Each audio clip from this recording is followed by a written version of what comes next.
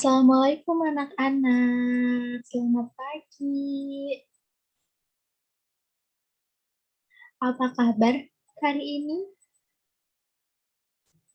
Baik, Ibu harap hari ini anak-anak Ibu semuanya dalam keadaan sehat, tidak kurang satu apapun.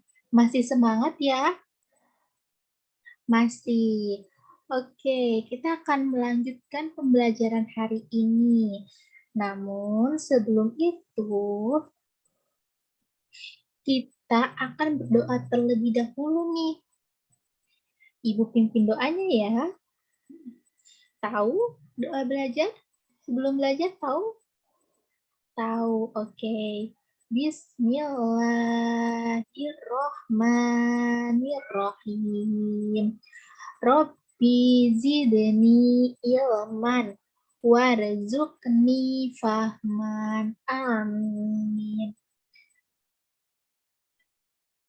Hari ini kita akan melanjutkan pembelajaran kita di kelas 5, yaitu tema 2 dengan judul Udara Bersih Bagi Kesehatan, subtema 3 Cara Tubuh Mengelola Udara Bersih, dan pembelajaran yang keempat. Namun sebelum kita melanjutkan materi kita lebih jauh, kita bernyanyi dulu yuk. Bernyanyi Berkibarlah Benderaku. Anak-anak, nyanyi bersama ya.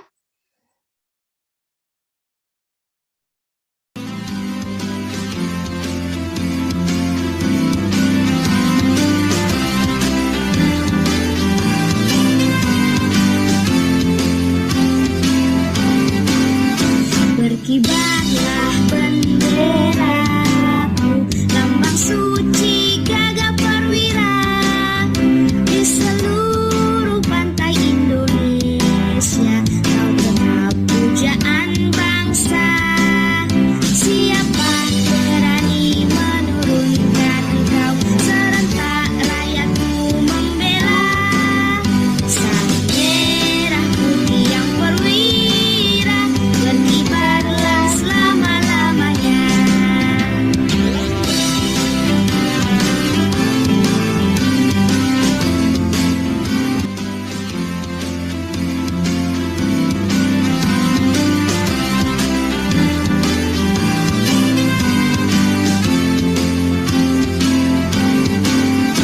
Berkibarlah benderaku, lambang suci gagah perwira di seluruh pantai Indonesia. Kau telah pujaan bangsa.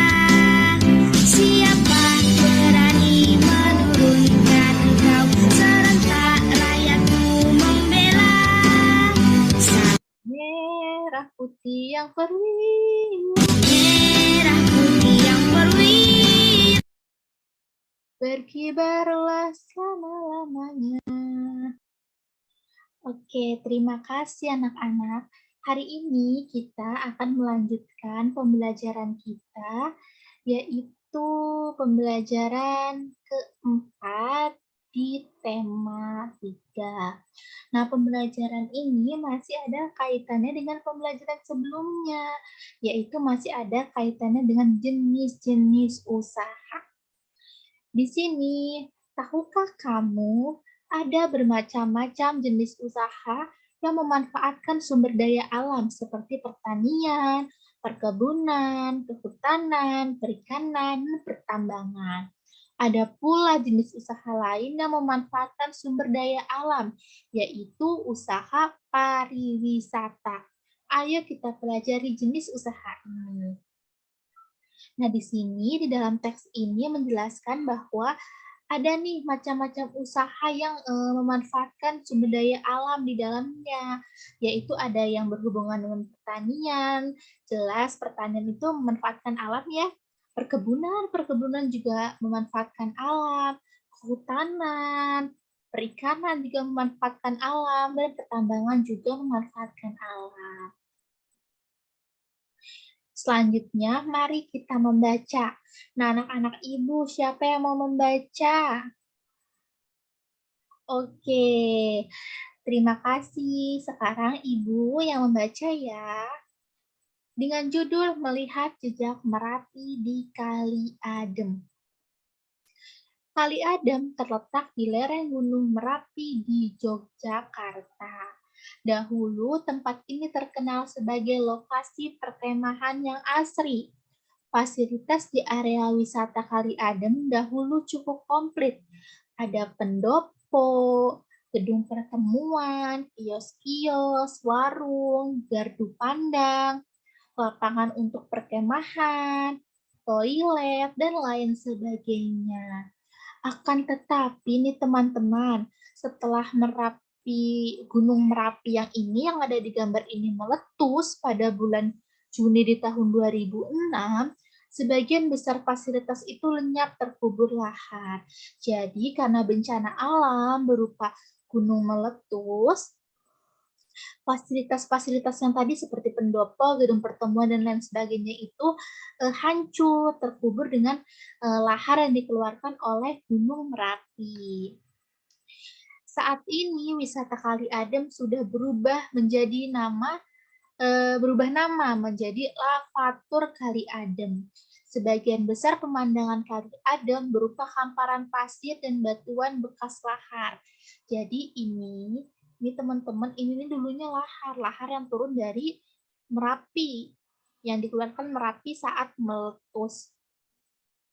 Di sana ada Bangker atau Ulinda, ruang lindung darurat.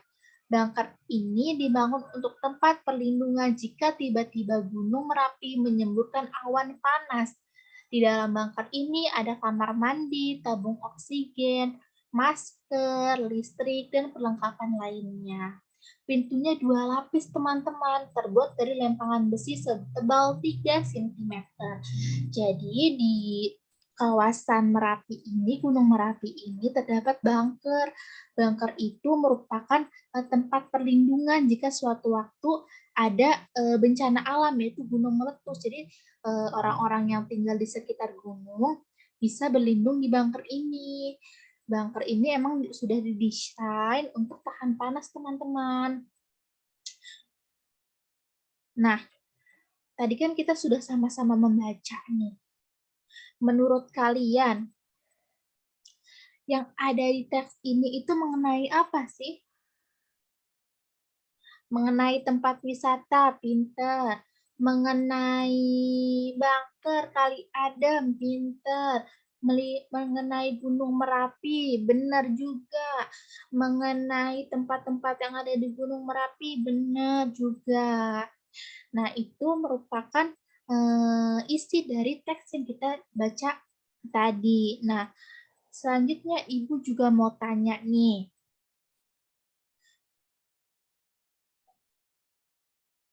Di daerah Merapi ini terdapat ada apa saja sebelum Gunung Merapi meletus pada tahun 2006? Ada pendopo, pinter. Ada gedung pertemuan, iya. Ada toilet, ada kios-kios, ya pinter. Selanjutnya, apa fungsi dari bunker? Bunker untuk perlindungan saat terjadi bencana gunung meletus, pinter. Nah, sebelum lanjut,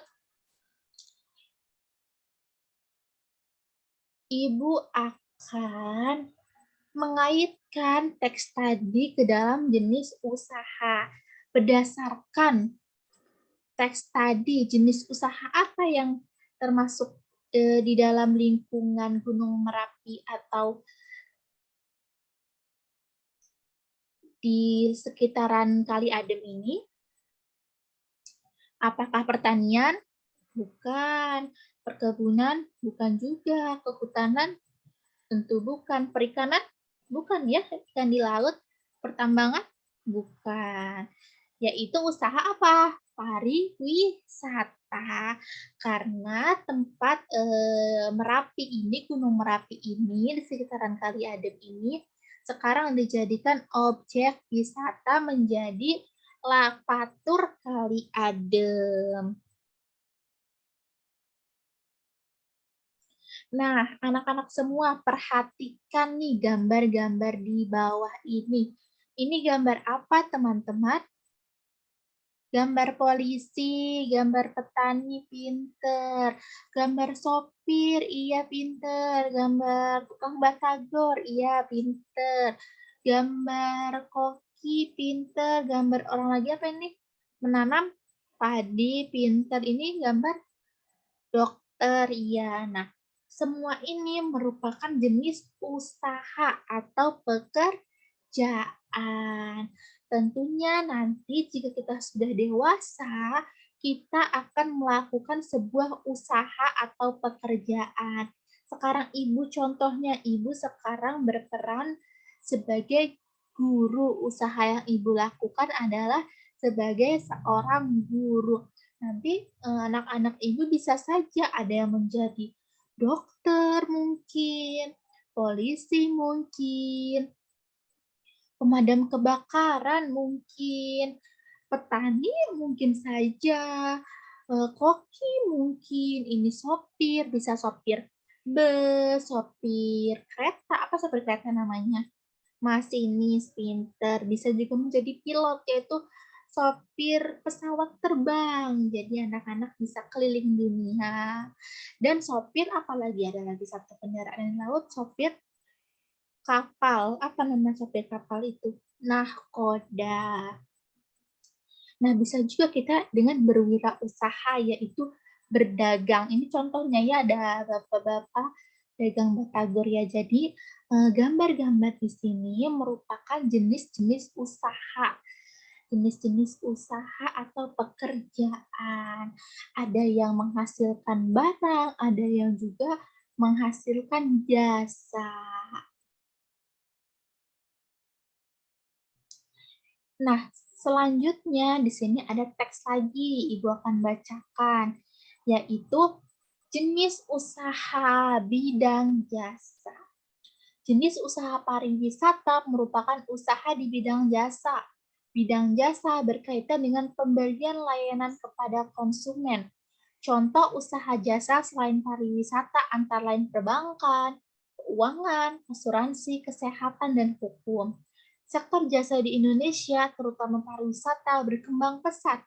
Pesatnya jasa pariwisata didukung potensi panorama alam Indonesia yang elok.